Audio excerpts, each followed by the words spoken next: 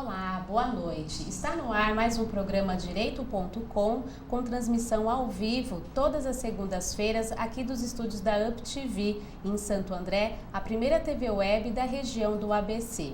Hoje o nosso programa tem como tema as alterações introduzidas na legislação previdenciária através da medida provisória número 664, agora recente de dezembro de 2014. E para falar sobre esse tema, nós temos o prazer de receber aqui nos nossos estúdios o professor Rodrigo Sodero, ele que é advogado associado da Sodero Advocacia, professor de Direito Previdenciário da Faculdade Legale, professor do curso Êxito da ESA de São Paulo e que nos visita da cidade de Pindamonhangaba, veio direto de Pinda aqui para Santo André.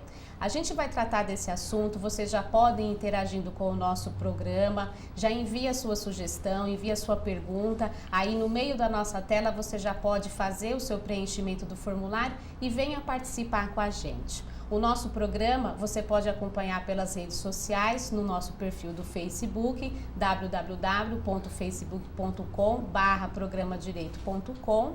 Essa transmissão agora é ao vivo, mas lá pela madrugada, amanhã de manhã, você já pode acessar o conteúdo através do YouTube, digitando na barra de pesquisa programadireito.com, assim como você pode rever também todos os programas anteriores. E antes da gente entrar aqui na nossa entrevista, a gente faz o nosso agradecimento aos nossos patrocinadores. Agradecemos aqui o patrocínio da Bramante Processos Previdenciários, escritório especializado em assuntos previdenciários há mais de 30 anos aqui em Santo André.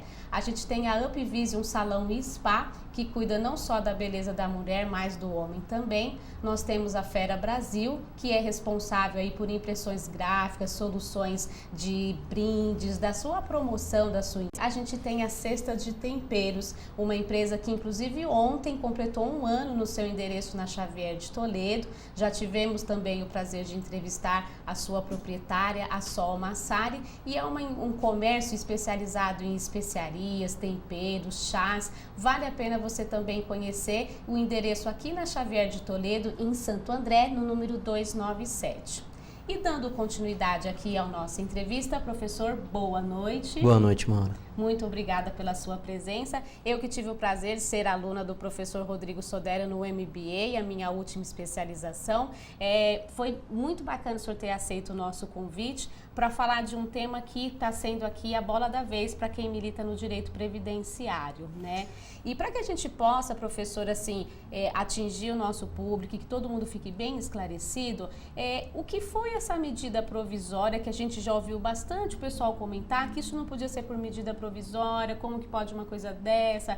Nós, advogados, ficamos esperando aí que até que ela fosse revogada. Então, para a gente ter um início bem legal, o que é a medida provisória? Legal, Mauro. Primeiro, eu gostaria de agradecer o convite, é um prazer. A MP, a medida provisória 664, foi um susto de final de ano, né? Uhum. E um susto que continua, infelizmente, até agora, né? A medida provisória, ela é uma norma realizada, feita, proposta pelo Poder Executivo, não é? No nosso caso, a MP ela é proposta pela Presidenta da República. Não é o comum. O comum é que o Poder Legislativo formule as normas após um amplo debate a respeito, etc. E a medida provisória ela é uma alternativa que se dá ao Poder Executivo nos casos de relevância e urgência, de extrema necessidade, que ele edite uma norma que posteriormente, depois de um tempo, pode ser transformada em lei. A medida provisória, a MP, ela tem uma vigência de 60 dias, podendo vigorar por mais 60 dias e depois podendo ser transformada em lei. Então, por enquanto, como ela foi editada em 30 de dezembro agora de 2014, ela é uma norma provisória, não é? O que chama bastante a atenção é que é uma norma feita pelo Poder Executivo, como a gente disse, no momento que a presidenta prometeu que não haveria alterações no âmbito social, e que foi um espanto para todo mundo por conta disso, né? E uma norma sem uma ampla discussão, sem um amplo debate a respeito da sua edição, o que somente poderia ser feito, é evidente, respeitando-se o trâmite comum, respeitando-se o que a nossa Constituição diz, não é? Que é o Poder Legislativo que deve fazer isso. Basicamente, é isso no que diz respeito à medida provisória. Tá certo. Então, o pessoal já compreendeu essa primeira parte. Medida provisória deveria ter, né, um caráter de relevância e urgência, que é o que a gente entende que não aconteceu com essa edição dessa medida provisória. Todo mundo preparando o pernil da ceia de Ano Novo e chega essa novidade para nós. Um susto, né, Maura? E veja, a medida provisória, com relevância e urgência neste caso, ela tem uma justificativa estranha, no mínimo. Que é a seguinte: a Previdência Social no Brasil, ela é deficitária. É esse o discurso que o Poder Executivo vendeu e ainda vende para a edição da medida provisória 664. Entretanto, nós sabemos, nós que estudamos a matéria profundamente, participamos de congressos a respeito do tema, vivenciamos o direito previdenciário no dia a dia, nós sabemos que a Previdência Social no Brasil ela é superavitária em bilhões. O último levantamento feito pela Associação Nacional dos Auditores da Receita Federal, a ANFIP, mostrou para a gente que a Previdência é superavitária em 76 bilhões.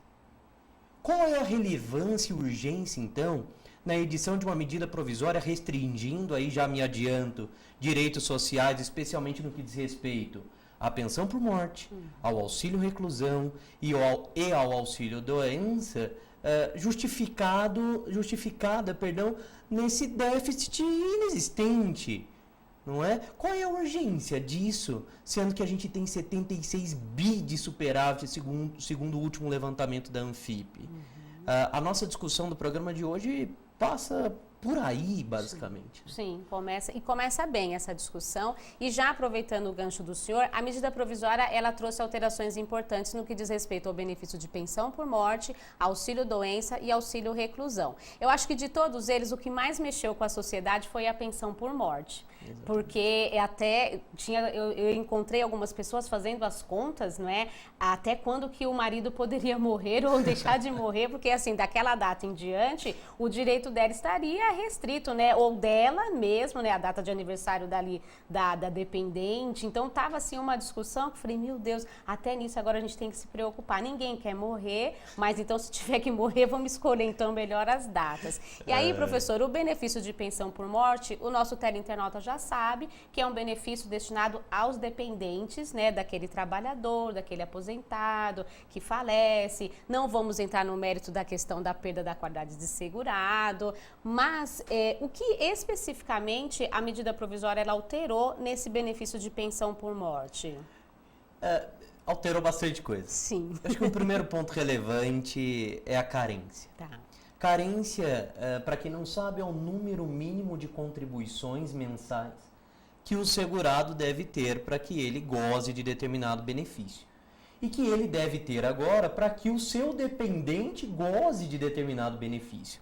Até então, até a edição da MP, que se Deus quiser não será transformada em lei, esperamos. Oremos, né? Não havia carência para a concessão da pensão por morte. Isso na prática quer dizer o quê? Aquele segurado que trabalhou um dia e sofreu eventualmente, por exemplo, um acidente e veio a falecer, ele deixava a pensão por morte para os seus dependentes. Agora não. Agora a gente tem uma carência mínima de 24 contribuições mensais.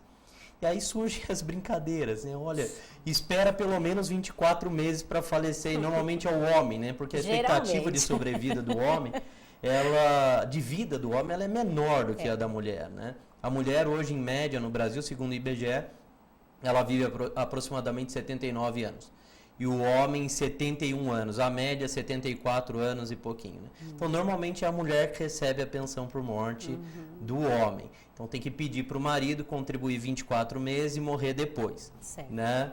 Uma brincadeira, obviamente. Mas esse é um ponto que chama bastante atenção.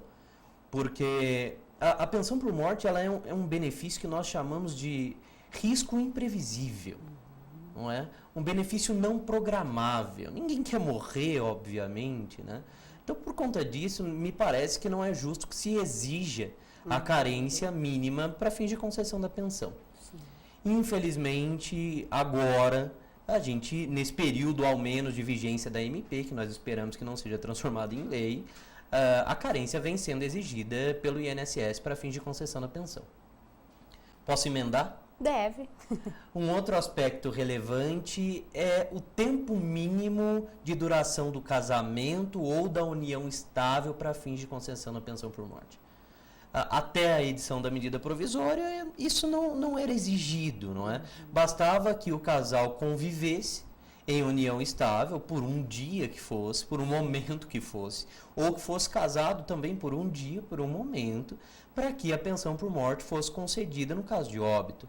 Agora não. Agora a medida provisória 664, que altera a lei de benefícios da Previdência Social, exige um tempo mínimo de 2 anos de casamento ou união estável. É bom frisar, de casamento ou união estável, não só de união estável, como alguns estão pensando por aí.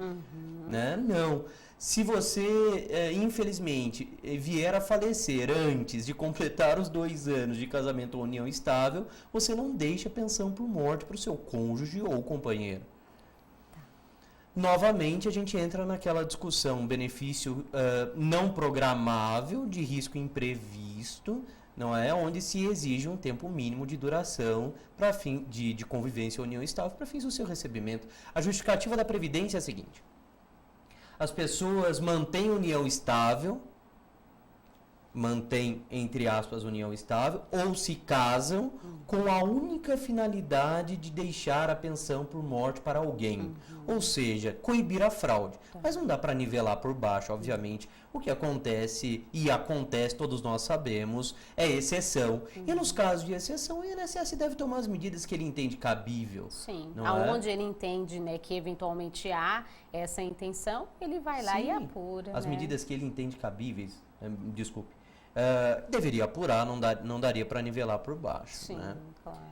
Um outro aspecto, posso ir emendando Deve. assim, da pensão por morte, das alterações da pensão por morte que chama bastante atenção, é a não mais vitaliciedade da pensão por morte para o cônjuge ou companheiro, em algumas situações. Qual é a ideia da Previdência para a gente entender bem isso? É assim, quanto mais novo ou nova é o dependente ou a dependente que recebe a pensão por morte, no caso de cônjuge ou companheira ou companheiro, mais chance ele tem de se reabilitar no mercado de trabalho, de iniciar uma atividade que lhe sustente. Essa é a ideia da Previdência Social.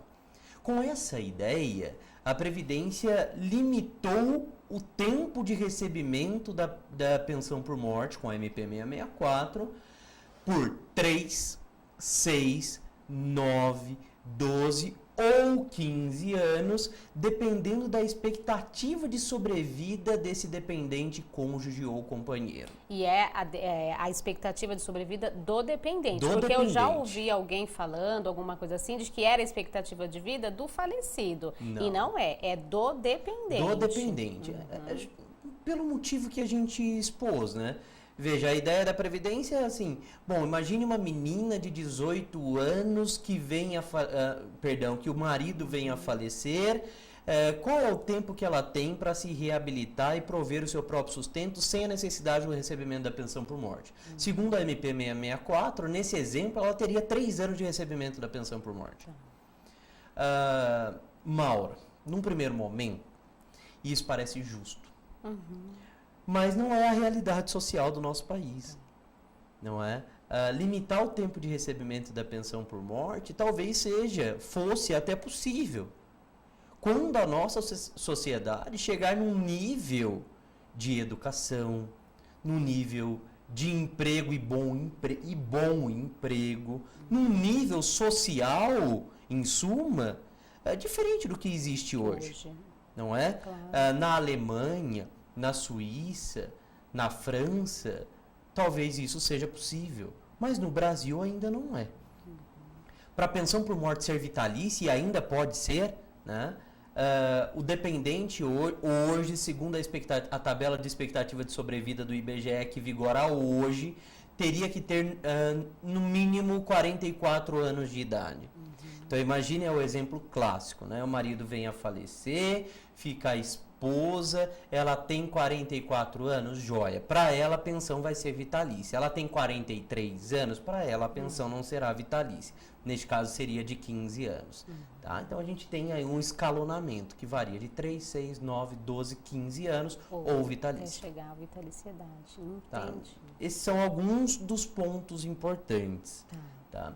E aí, professor, só interrompendo, essas alterações com relação, porque a medida provisória ela foi publicada no dia 30 de dezembro, algumas regras entraram em vigência no momento, outras a partir de determinada data, então de acordo com cada conveniência, com a previsão legal, cada direito, cada alteração, ela teve uma data de início. Com relação ao benefício de pensão por morte, todas essas regras, elas estão valendo desde quando? A maioria dessas regras restritivas, elas passaram a valer a partir de 1º de março agora. Tá. E aí uma curiosidade, professor. A partir de 1º de março, a pessoa ela precisa comprovar 2 anos de casamento ou 2 anos de união estável, o requerente.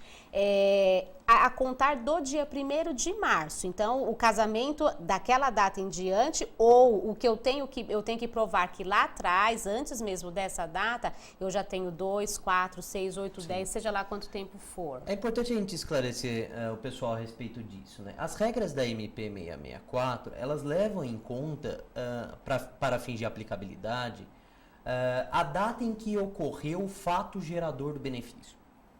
Em que sentido, Mauro? Se o segurado faleceu até 1º de março de 2015, essas regras restritivas que passaram a valer em 1º de março de 2015 não serão aplicadas para os seus dependentes. Ok? Então esse é um primeiro aspecto, porque as pessoas têm medo. Nossa, mas eu só estou requerendo agora. Tá. Não tem problema você requerer agora. O que vale é a lei vigente, a norma vigente, a época do fato gerador. Pensão por morte, fato gerador é óbito do segurado instituidor da pensão. Esse é um aspecto relevante. O que você perguntou, o período de casamento anterior à MP, o período de união estável anterior à MP, ele pode ser computado para fins de preenchimento desse novo pressuposto? Acho que foi isso, né? Sim. Em suma, a sua pergunta. Pode. Tá. Não há impedimento algum, não é? Senão a gente estaria interpretando a norma de forma restritiva e a gente não pode... Mais restritiva ainda, claro. E a gente não pode restringir aonde o legislador não restringiu. Tá? Nesse ponto, a gente pode aproveitar o tempo de união estável, o tempo de casamento anterior. Então, um óbito acontecendo hoje, por exemplo, dia 30 de março, com essas novas regras a partir do dia 1º, eu ainda posso, então, fazer essa prova para a Previdência Social, que eu vou ter o meu direito garantido, obedecendo aos outros requisitos. Sim. Tá ótimo. O senhor vai emendar? Vou. Porque ainda tem uma outra alteração maléfica, né? Malévola. É malévola mesmo. Com relação à pensão por morte, o valor do benefício. Valor do benefício. Esse eu acho que foi, assim, o mais gritante, que num primeiro momento a gente até pode entender como uma medida justa. Porque, para explicar, né, até então era 100% do salário, né, do valor da aposentadoria ou do que aquele falecido teria direito. E a partir de agora não é mais 100%. Não. E eu, num primeiro momento, eu entendi essa regra muito justa, porque se é menos uma pessoa dentro de casa, por que eu ainda preciso ficar com 100%? Mas, depois de assistir sua aula, eu tive que rever os meus conceitos e aí a gente volta nessa questão de como está a nossa sociedade, né? Esses aspectos sociais que a gente vive, né? Sim. Aí o senhor pode emendar. Ah, joia. Bom, obrigado pela introdução e pela citação da aula. A gente tem uma aula no YouTube disponível gratuitamente para os alunos lá, o pessoal do Legale disponibilizou, então quem quiser assistir é só jogar o nosso nome ou acessar Legale Virtual e consegue assistir. São 2 aulas, minhas e do professor Carlos. Bom, mas vamos lá. Valor da pensão por morte. Qual é o valor base da pensão e isso não foi alterado pela medida provisória. É legal a gente explicar para o pessoal que não conhece, né? Sim. A própria comunidade jurídica tem muita dúvida a respeito disso, né? Acham muitas vezes que o valor da pensão por morte é lastreado no valor do último benefício recebido, tão somente, sem qualquer alteração de percentual, ou no valor do último salário. Bom, vamos explicar isso. Funciona assim. A base de cálculo da pensão por morte é o valor da aposentadoria recebida em vida pelo segurado, vírgula, no caso do aposentado. Sim. Caso o segurado não seja aposentado, a gente simula para ele no momento da aposentadoria, no momento do óbito, uma aposentadoria por invalidez. Como a gente calcula a aposentadoria por invalidez? A gente pega os salários de contribuição dele de julho de 94 em diante. Por que julho de 94? Porque a lei diz que é assim. Atualizamos todos esses salários. Escolhemos desses salários atualizados os 80% maiores salários. E fazemos uma média desses 80% maiores salários de contribuição do indivíduo. Valores sobre os quais incidiu contribuição previdenciária todo mês. Né? Fazendo essa média dos 80% maiores salários de contribuição, nós achamos esse valor base. Então veja, se eu tenho aposentado, como você já sabe, a gente tem o valor da aposentadoria dele como base. Se eu tenho alguém que não era aposentado no momento do óbito, eu simulo a aposentadoria por invalidez e esse vai ser meu valor base. Valor base por quê? Porque em cima disso, em cima desse valor que a gente encontrou como base, ainda incide um percentual. 1%. Até a edição da MP 664, esse percentual era de 100%. Sim. Então, se o segurado recebia R$2.000 a título de aposentadoria, a pensão por morte era de R$2.000. Se a média dos salários de contribuição dos 80% maiores, no caso de um segurado não aposentado, era de R$2.000, o valor da pensão por morte era de R$2.000. E o valor da pensão é dividido, e não mudou nesse sentido, em partes iguais entre os dependentes que têm direito a receber. Por exemplo, o segurado vem a falecer e deixa esposa e filho. Metade da pensão por morte para cada um, 50% para cada um. O segurado vem a falecer, deixa esposa e 3 filhos, 4 dependentes, 25% do valor daquela pensão por morte para cada um. Isso não é alterado, não foi alterado. O que altera é o percentual, é o coeficiente de cálculo da pensão por morte, né, com a MP 664. Agora, o coeficiente de cálculo é 50% mais 10% por dependente do segurado. 50% mais 10%. Isso significa o quê? O segurado vem a falecer, deixa somente a esposa, por exemplo, o valor da pensão por morte vai ser 50% mais 10%, que é a cota acrescida por conta dessa dependente, 60% desse valor base.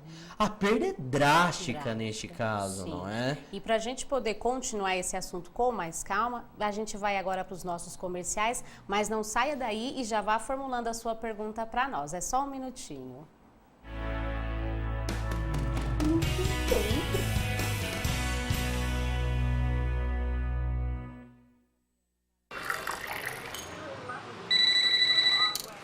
Alô? Senhora, eu lamento muito, mas o seu marido e as suas filhas, eles sofreram um grave acidente. A imprudência mata na estrada e fora dela. Dirija com responsabilidade. Seja você a mudança no trânsito. Colocar vidas em risco não é acidente, é crime.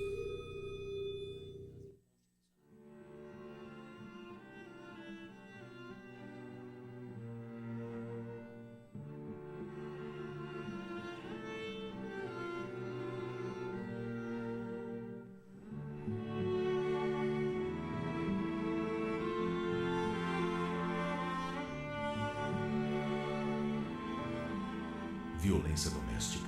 Vergonha é não fazer nada. Denuncie.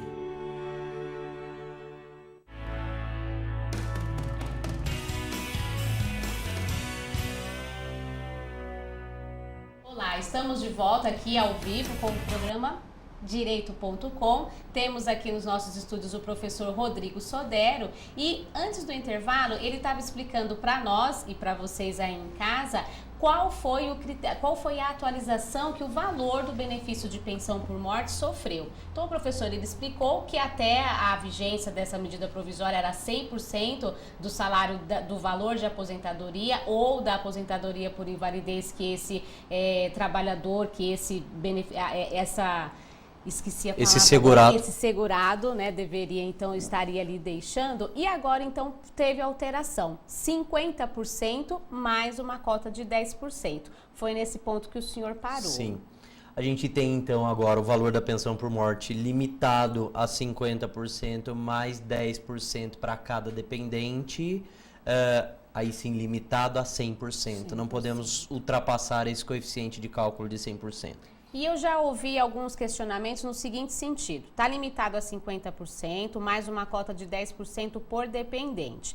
No primeiro exemplo que o senhor passou, o trabalhador faleceu e deixou esposa e um filho. Então, esse benefício ele vai ser calculado em 70%? Isso, exatamente. Tá. Nesse seu exemplo, 70% do valor base, conforme a gente já explicou aqui. Ah, entendi. E é interessante ressaltar, porque eu já vi um questionamento a respeito, um trabalhador falece, deixa a esposa e deixa 6 filhos. Vai ficar sempre limitado a 100%. Não vai passar a 110%. Sim. Uma outra alteração interessante com relação a isso, Maura, é que funcionava assim. Imagine, por exemplo, que o segurado vinha falecer e deixava a esposa e o filho. A pensão por morte era de 100% e, como eu já expliquei aqui, era dividida entre ambos. Aquele filho, no momento que ele completava 21 anos, normalmente há uma discussão sobre isso, no caso do filho universitário, sobre a extensão da pensão por morte, até que ele acabe o curso, etc. Mas normalmente, até os 21, não só universitário, mas é aquele que cursa ensino técnico também, Sim. Bom, mas não é assunto de hoje. Quando ele completava 21 anos, a pensão por morte era cessada. A mãe tinha a reversão dessa cota parte do filho, que era de 50%, toda para ela. Então, ela continuava recebendo a pensão por morte. Imagine que era de R$2.000, era 1.000 para a mãe e 1.000 para o filho. O filho completava os 21 anos de idade e voltava tudo para a mãe. Certo. Agora, com a MP 664, também não é assim. Então, imagine esse exemplo que a gente está utilizando aqui, que é segurado que deixa filho menor de 21 anos e a esposa. O valor do benefício, a princípio, seria de 70% do salário de benefício base, que é o valor da aposentadoria, ou a média dos 80% maiores salários, de julho de 94 em diante, seria 70%, mas no momento que esse filho completasse a idade, Maura, a cota parte dele, que seria a cota adicional dele, para ficar claro, que seria os 10% vindos dele, não se transferem mais para a mãe. Então, a mãe começaria a receber uma pensão por morte a partir do momento que ele completasse os 21 anos, de 60% do valor base, né? Isso não era assim também. Assim, fugindo da nossa realidade, porque não quer dizer que um filho, uma filha completando 21 anos, ele já esteja tão bem financeiramente ao ponto de suprir as suas necessidades e de manter o mesmo padrão que a mãe, então, vinha mantendo junto com ele. É legal a sua observação, até por conta da realidade social, do momento da edição da norma. Sim. Explico.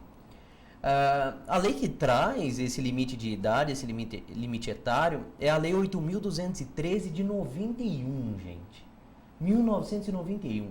Em 91, obviamente, o grau médio de escolaridade do brasileiro era muito menor do que hoje. Pouquíssimas pessoas, ou melhor, uma minoria das pessoas alcançavam o nível superior. Sim. Hoje em dia, o acesso, graças a Deus, ao ensino superior, né, é muito maior, é muito mais amplo do que antigamente. Vejam, se aquela época, Maura, em 91, no momento da edição da lei, se permitia um recebimento de pensão por morte até os 21 anos, visando suprir a falta daquele mantenedor da família que veio a falecer, com relação àquele filho, ou àqueles filhos. Imagine hoje, não é? Sim. A pensão por morte deveria ser paga por muito mais tempo do que é paga atualmente, porque esse filho, obviamente, necessitaria muito mais do pai E o pai ajudaria certamente muito mais, o pai, eu digo no sentido amplo, o pai ou a mãe, né? Ajudaria muito mais esse filho com relação ao seu estudo. Sim. Por muito mais tempo. Não é? Não condiz, obviamente, com a nossa realidade. Isso, mas essa limitação à idade. Sim. E um aspecto que eu achei que foi bem interessante com essa medida provisória, que eu gostaria que o senhor explicasse, com relação à atribuição de cotas para os órfãos, porque teve uma inovação em relação a isso, né? Teve sim. Então, na tentativa, ao menos, de fazer alguma coisa boa no meio de tudo isso, né? A MP ela prevê uma cota adicional no caso do órfão de pai e mãe. Órfão é de pai e mãe, obviamente, mas é só para ficar claro, uma redundância necessária. Que não receba pensão por morte do primeiro pai no sentido amplo que veio a falecer. É melhor exemplificar para que vocês entendam. Imagine, por exemplo, uma dona de casa que nunca contribuiu para a Previdência Social, venha a falecer. O filho fica aos cuidados do pai, o filho menor de 21 anos. Obviamente que, como ela nunca contribuiu para a Previdência, nunca trabalhou, não que a dona de casa não trabalhe. Sim, eu entendo. Mas nunca trabalhou formalmente para fins previdenciários, nunca contribuiu, ela não deixa a pensão por morte. O filho fica aos cuidados do pai. Esse pai trabalha, contribui bonitinho, ele vem a falecer. Esse filho, ele é órfão, como eu disse, de mãe e de pai. Não recebe nenhum benefício do primeiro pai que veio a falecer, no caso, a mãe, né? Esse filho teria direito a uma cota extra da pensão por morte. Em que sentido, Rodrigo? No seguinte sentido, a princípio ele é um dependente. Se ficar só ele, por exemplo, ele receberia uma pensão por morte de 60% do valor base. Como ele é filho órfão, ele ganha mais 10% por conta disso. Então, o valor da pensão por morte dele seria, neste caso, de 70% do valor base. A condição é ele ser órfão de pai e mãe e não receber benefício do primeiro falecido. Porque se ele recebesse pensão por morte da mãe, aí é bom deixar claro isso para o pessoal, porque tem muita gente que entende que isso não é possível. Não é, mas é a falta de informação mesmo, porque é possível o filho receber a pensão por morte do pai e da mãe. Como ele estaria recebendo nessa hipótese a pensão por morte da mãe e do pai, não é? Imagine essa mãe que ela contribuísse, por exemplo, como segurada facultativa, dona de casa, possível. Deixaria a pensão por morte para o filho, o pai veio a falecer, deixaria a pensão por morte para o filho. Neste caso, ele não teria a cota extra, em contrapartida, ele teria a pensão por morte do pai e da mãe. Né? Mas a pensão por morte do pai, esse último, estaria calculada com base nesse coeficiente novo. No nosso exemplo, ficaria em 60% do valor base. Tá, entendi. Uma coisa que eu achei que o senhor, assim, lógico, a gente vai falando e aí as coisas vão vindo à nossa mente. Existe alguma possibilidade desse quesito dos 24 meses para fins de carência, ele não ser aplicado? Existe, assim, alguma hipótese de morte, alguma coisa assim muito drástica? Existe. Que aí as 24 contribuições não seriam exigidas? Existe sim, Maura. A MP prevê que quando o óbito é decorrente de acidente do trabalho, não haveria exigência da carência de 24 contribuições. Então imaginem que ele trabalhou um dia, sofreu um acidente de trabalho, não seria exigida a carência. Tá ok? Essa é uma hipótese. Outra hipótese é a seguinte: auxílio doença ou pensão por morte, ou aposentadoria por invalidez. Se o segurado no momento do óbito estivesse recebendo ou estiver recebendo auxílio doença ou aposentadoria por invalidez, não será exigida a carência mínima de 24 contribuições para ele. Tá? Então imagine o seguinte: ele trabalhou durante 1 ano, 12 meses contribuídos, se afastou em auxílio doença, infelizmente aquela incapacidade veio a se agravar ao ponto que ele veio a óbito. Né? Imagine que ali ele tinha somente 12 contribuições, recebeu o auxílio doença por 1 mês. a pensão por morte é devida sem a exigência de 24 contribuições mensais a título de carência. Entendi. E assim, a medida provisória, ela estabelece acidente do trabalho. E o senhor entende que assim, é possível a gente obter na justiça, a medida ela é recente, né? Então assim, agora que os casos estão começando a chegar para nós. Sim. Mas assim, eu ainda não vivi essa situação no escritório. O senhor já viveu essa situação? Ter sido procurado por uma dependente que o esposo, a esposa, né, o filho faleceu de acidente de qualquer natureza? Infelizmente, ainda não. Estou ansioso para que isso aconteça, Mauro. Porque a gente deve falar aqui, a gente tem vários pontos que nos levam a crer que a medida provisória 664 é inconstitucional. Mesmo que ela seja transformada em lei, a origem da MP ela é inconstitucional. Não é? E a gente vai poder questionar isso, é claro. Acidente de qualquer natureza, o que é difícil de compreender? Ou melhor, é difícil de compreender o resultado final, mas é fácil de compreender o porquê que foi assim. Porque foi editada a medida provisória correndo, sem o debate necessário sobre essas alterações. Foi feita pelo Poder Executivo, quando o Poder Legislativo é quem deveria, eventualmente, editar a norma. Certamente não seria editado do jeito que foi. Veja o seguinte, o comparativo é o auxílio-doença e a aposentadoria por invalidez para essa questão do acidente. Quando eu tenho auxílio-doença e aposentadoria por invalidez, não é exigida a carência para fim de recebimento desse benefício, que neste caso seria de 12 contribuições, a carência ordinária, a carência comum exigida, não é exigida quando esses benefícios decorrem de acidente do trabalho ou de qualquer natureza ou de doença grave especificada hoje em dia numa portaria do Ministério da Previdência, que é a 2998 de 2001. Então, quando tem acidente do trabalho, acidente de qualquer natureza ou doença grave, para aposentadoria por invalidez ou por auxílio-doença não tem carência. Trabalhou um dia, sofreu acidente ou teve a doença grave, vai receber o benefício. Quando eu falo da pensão por morte, a MP ela só fala da desnecessidade de carência quando o óbito decorre de acidente do trabalho. Ora, comparando com os outros benefícios por incapacidade, por que não dar essa benesse, atribuir essa benesse também para os casos de acidente de qualquer natureza? Sim. Porque a justificativa, Maura, para que todos entendam, é a seguinte: acidente é infortúnio. Acidente pega as pessoas de surpresa. Doença dá mais ou menos para você programar. Eu não concordo muito com isso não, sabe? Mas a justificativa é essa: a doença dá mais ou menos para você programar eventualmente o que você vai fazer, porque a doença pode se agravar. Bom, é a explicação que se dá. Não me convence também muito não. Mas a lei prevê acidente do trabalho, acidente de qualquer natureza, para os benefícios por incapacidade, auxílio-doença e aposentadoria por invalidez não tem carência, porque é um benefício de imprevisível, né? De risco não previsto. Ora, por que não na aposentadoria por invalidez também a gente respeitar essa regra? Perdão, da pensão por morte também a gente não respeitar essa regra. Né? Acho que um tratamento isonômico com relação ao benefício pode ser discutido no Poder Judiciário, mas com certeza. Até porque é uma previsão, né, da própria Constituição Federal, né, o princípio da igualdade, né? Então, se eu tenho situações equivalentes, por que proteger de modo diferente? Sim, porque tratar numa situação de um modo e na outra de outro, situações de fato muito parecidas. Claro, com certeza. Pelo tempo que nós temos aqui... Já está acabando? Já? Ainda não, a gente tem 20 minutos, mas o próximo assunto eu sei que também vai ter assim toda uma...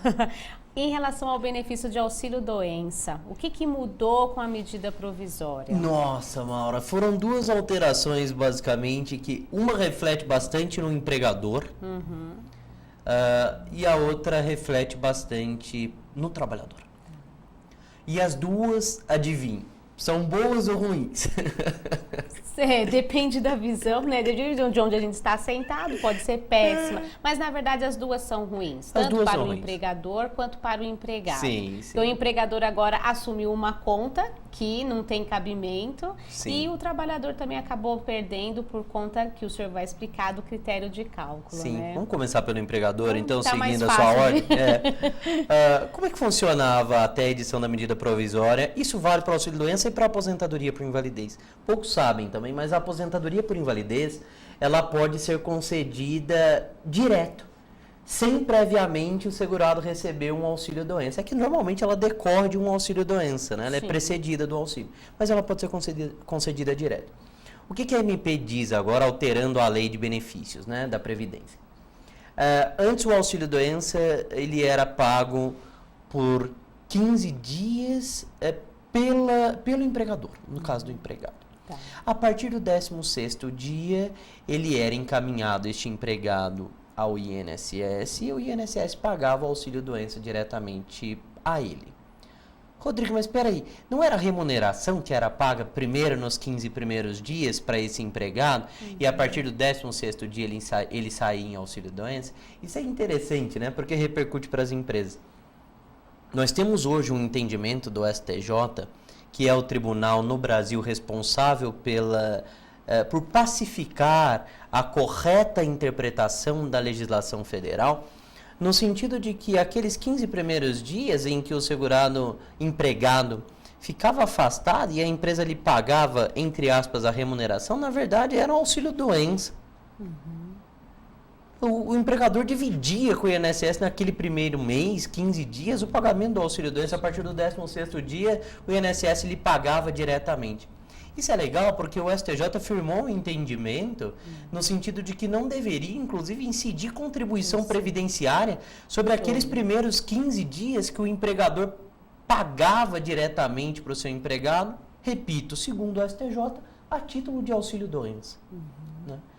Agora, esse período em que o empregador paga auxílio-doença, a remuneração, que era de 15 dias, para o seu empregado, ele passou para 30 dias, Mauro. Então, o empregador ele fica responsável pelo pagamento, no caso de incapacidade ali temporária do seu empregado, por 30 dias. Antes era 15. Eram 15. Isso não é bom para o empregador, não é? Não. Ele ficar responsável por maior parte do período, né? Que antes era de 15, agora 30. Ele só se afasta agora o empregado, então, a partir do 11º dia. 31º dia, perdão, diretamente pelo INSS. O empregador paga por mais tempo e aquele que não discutiu, ainda não discutiu no Poder Judiciário a desnecessidade da contribuição previdenciária sobre os dias que ele paga de auxílio-doença, ele ainda vai pagar a contribuição por mais dias, mano. Detalhe, imagine o seguinte, que você é uma advogada sênior que trabalha lá na Sodero Advocacia, onde eu sou associado, e você ganha 10 mil reais por mês como empregada. Imagine que você fique incapaz, ok?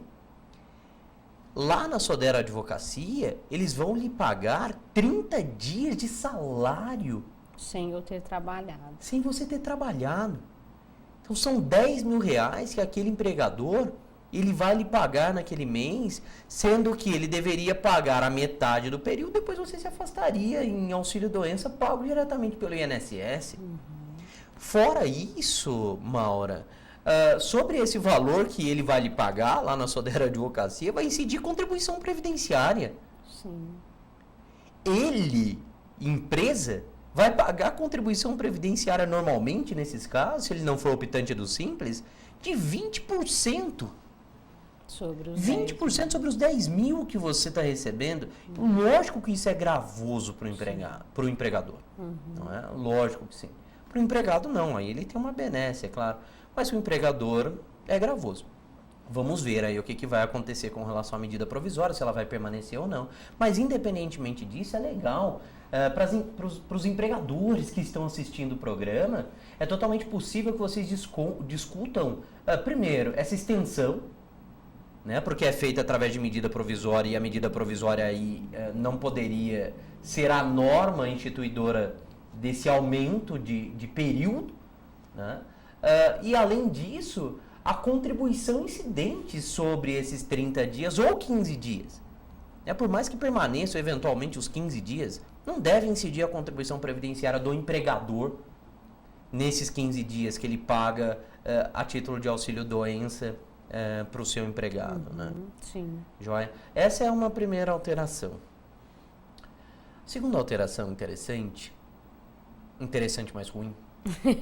É no valor do auxílio-doença. Aí agora é ruim para o trabalhador. Essa é muito ruim para o trabalhador. Porque agora o auxílio-doença, ele tem um teto. Um teto do teto, né? Porque o benefício previdenciário, ele já tem um teto. Sim. Né? No máximo que se paga, existe exceção, o caso do salário maternidade para empregado, que não tem limitação de teto. Mas o máximo que se paga hoje é aproximadamente R$ 4.700 a título de benefício. Todo ano esse teto ele é alterado, ele sobe um pouquinho, não muito. Mas hoje ele está ali aproximadamente em R$ 4.700. O auxílio-doença ele é calculado da seguinte forma. E isso não mudou, tá? Eu tenho uma base de cálculo. A base de cálculo é a média aritmética simples dos 80% maiores salários de contribuição do segurado do período de julho de 94 em diante. O que a gente já explicou aqui? Para ficar mais claro ainda para o pessoal, imagine alguém que tenha 300 salários de contribuição de julho de 94 até hoje. A gente atualiza todos os salários, que são mensais. Descarta os 20% menores, que neste caso seria o equivalente a 60, os 240 equivalentes aos 80% maiores, a gente somaria os valores dos salários devidamente atualizados e dividiria por 240, acho uma média. Como é que eu calculava antes esse auxílio-doença, né? Eu aplicava sobre o valor dessa média 91%, que é o coeficiente legal do auxílio-doença. Então vamos lá. Eu pegaria esse valor de média, por exemplo, de R$ 2.000, aplicaria 91%, viraria um auxílio-doença de R$ 1.820. Tá. Ok? Esse seria o valor do benefício. Agora, não é assim o cálculo só. Agora é assim, eu faço essa média, o INSS tem feito assim. Eu faço essa média, achei lá os R$ 2.000, tá bom. Agora eu deixo esses R$ 2.000 guardadinho de lado, da média ainda. Vou lá e observo quais foram os 12 últimos salários de contribuição do segurado. Atualizo os 12 últimos salários dele. Se não tiver 12, você pega o quanto tiver nesse período básico de cálculo. Então vamos trabalhar com os 12. Pego os 12 últimos salários de contribuição, atualizo, somo o valor desses 12 últimos salários de contribuição e divido por 12. Faço uma média dos 12 últimos salários. Aí imagine, Mauro, que aquela pessoa trabalhou e ganhando muito bem durante toda a sua vida. Mas nos 12 últimos meses, ela infelizmente perdeu o emprego, começou a contribuir com valor base salário de contribuição de um salário mínimo. E a média dos 12 últimos salários de contribuição dela é de um salário mínimo. Maura, neste caso, pasme. O valor máximo do benefício dela vai ser de um salário mínimo, porque essa média nossa, ela vai ser limitada ao valor dos 12 últimos salários de contribuição. Então imagine, vamos ver onde a gente parou lá atrás. A média era de 2.000. Eu limito no valor teto da média dos 12 últimos salários de contribuição. Nesse nosso exemplo seria um salário mínimo. Eu ainda aplicaria, segundo a lei, 91% sobre esse valor, mas como nenhum benefício no Brasil pode ser inferior ao salário mínimo, o benefício seria de um salário mínimo. Um absurdo. Com certeza. Um absurdo, né? Com Então, certeza. trabalhador, cuidado. Se você for se afastar em auxílio-doença, a média dos seus últimos salários de contribuição pode complicar a sua vida. Você pode ter uma limitação no valor do seu benefício. E para complicar o nosso programa, anunciaram que a gente tem agora 3 minutos para encerrar a nossa entrevista. Ah, que pena. Nenhum bônus a gente não consegue? 5. Ah, que bom. Conseguimos 2 minutos de bônus para a gente continuar essa entrevista tão bacana com o professor Rodrigo Sodero. Eu quero chamar aqui os nossos patrocinadores, agradecer a Bramante Processo Previdenciário, a Upvision Salão e Spa, Fera Brasil e agora recentemente a Cesta de Temperos. Agradeço, né, em nome aqui do programa da produção, esse patrocínio, acreditar na proposta do nosso trabalho. E aí, professor, voltando aqui na sua explicação, com certeza isso vai ser uma enxurrada de ações na Justiça Federal, seja lá qual for a competência, né, de acordo com o local, porque são 2 tetos aplicados, não é? Sim. E assim, o segundo teto por meio de medida provisória. Sim. Então, como pode pode uma medida provisória na calada da noite, onde não se vê relevância e urgência alguma, estabelecer um teto em cima de um teto que a gente já tem, não é? Não só quanto a isso, eu vou aproveitar para a gente fechar, já que a gente tem poucos minutos. A medida provisória, para mim, ela é claramente inconstitucional. Tá. E se ela for convertida em lei, a inconstitucionalidade vai permanecer. Certo. Né? Há algumas questões formais. O primeiro ponto que eu observo é medida provisória sem relevância e urgência é impossível. Quando o Poder Executivo não tem a relevância e a urgência para utilizar a medida provisória e utiliza, ele faz às vezes do Poder Legislativo. E ele não pode fazer isso. Cada poder tem a sua função de acordo com a nossa Constituição. É o artigo 2º lá da Constituição que diz isso, não é? Quando ele faz, às vezes, do Poder Legislativo, ele usurpa a função do Poder Legislativo, a competência do Poder Legislativo. Então, nesse ponto também, ele afronta a Constituição. Outro ponto que chama bastante atenção, e está lá no artigo 246 da Constituição Federal, é que não poderia ser regulamentada via medida provisória, não poderiam ser regulamentadas via medida provisória questões que foram objeto de emenda constitucional no período de 95 até 2001. Até 11 de setembro de 2001. A data limite é 11 de setembro de 2001, a data de início é 1º de abril de 95. Se teve emenda constitucional alterando o direito constitucional, o direito da Constituição, previsto na Constituição, no período de abril de 95 até 11 de setembro de 2001, que é a data de uma outra emenda constitucional, essas alterações não poderiam ser regulamentadas via medida provisória. Isso está escrito na Constituição. E em 98 a gente teve a alteração do artigo 201 da Constituição que trata dos benefícios previdenciários. Ora, como que o artigo 201 é regulamentado via MP? Não é impossível. Então aí também eu tenho uma inconstitucionalidade. Outro aspecto, acho que o nosso tempo está acabando, e o último, com relação a essa inconstitucionalidade formal, né, da MP, diz respeito à proibição do retrocesso social.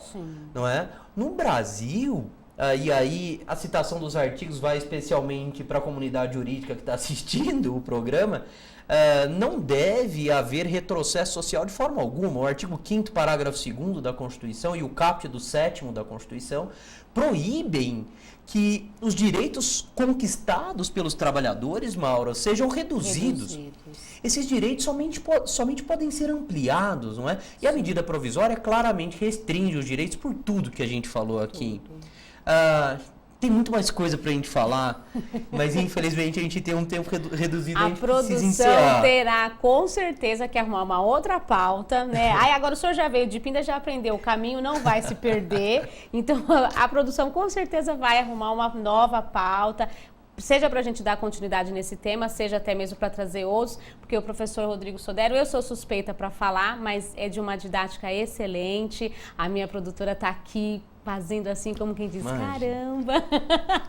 Eu tenho certeza que a professora Adriane Bramante também está muito satisfeita, ela já estava satisfeita com o seu sim. E assistindo aqui a nossa entrevista, não é? Então, a gente só tem a agradecer, professora, a sua presença, todos esses esclarecimentos, não deu tempo nem da gente entrar com as perguntas, porque era um pecado interromper a sua fala, não é? E eu tenho certeza que o pessoal ficou bem satisfeito. Lá pela madrugada você vai poder acompanhar, rever a nossa entrevista pelo youtube.com/programadireito.com, pelo Facebook, vá lá, curta as nossas fotos, pode compartilhar nossas fotos, não é mesmo? Pode ir lá e principalmente sugerir novos temas para o professor Rodrigo Sodero ou até mesmo, né, de outros especialistas nos assuntos que a gente sempre traz. Professor, muito agradecida pela sua presença, né, e que venham outros programas para a gente sentar e conversar melhor. Obrigado, Mauro. Agradeço o seu convite, a Fabiana, agradeço a professora Adriane, que é uma querida, e eu sempre estarei à disposição de vocês. Eu tenho lá o meu Facebook, Rodrigo Sodero, o pessoal que quiser adicionar, quiser conversar sobre o assunto, estou à disposição. Sim. E aguardo o convite de vocês, venham sempre quando me convidarem. E ele é super atencioso, ele responde mesmo, viu, gente, as perguntas, então não precisa, assim, fazer uma consulta, né, querer passar, resolver o caso, eu já vou adiantar. Não pode isso, mas uma dúvida que surgir, o professor é extremamente atencioso. Então, boa noite a todos, espero que vocês tenham gostado desse programa, que foi feito para você, e até a próxima segunda-feira. Um abraço.